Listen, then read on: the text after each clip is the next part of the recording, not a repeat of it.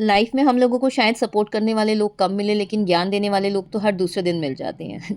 मुझे भी कई लोग आते हैं ये ज्ञान देने के लिए कि तूने तो इतनी पढ़ाई करी, तेरा तो करियर इतना सेट था, क्यों सब कुछ छोड़ कर के आजकल तू सिर्फ बच्चों की टेक केयर करती है, घर पर रहती है, उनका ध्यान रखती है, काम पर फोकस नहीं करती है।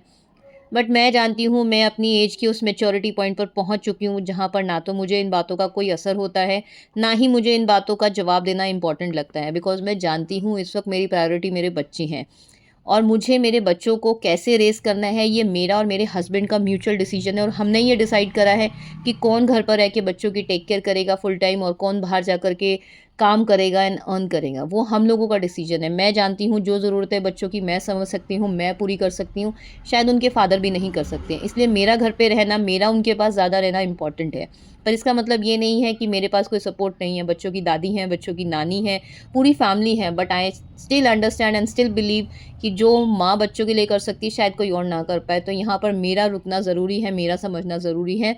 एंड दुनिया क्या सोचती है उस चीज़ से हमें कोई फ़र्क नहीं पड़ता, बिकॉज़ उनकी तो तुलना ही इस बात से होती है कि कमाकर कौन ला रहा है और घर पर कौन रह रहा है। सो हम इन चीज़ों से काफ़ी ऊपर आ चुके हैं, और मैं और मेरे हस्बैंड जानते हैं कि हमारी फैमिली के लिए क्या इम्पोर्टेंट है, क्या सही है, और उसी अकॉर्डिंग हम लोग अपनी फैमिली को यहाँ पर अपने बच्चों को रेज़ कर रहे हैं। And if we are happy, our kids are happy, everything is good.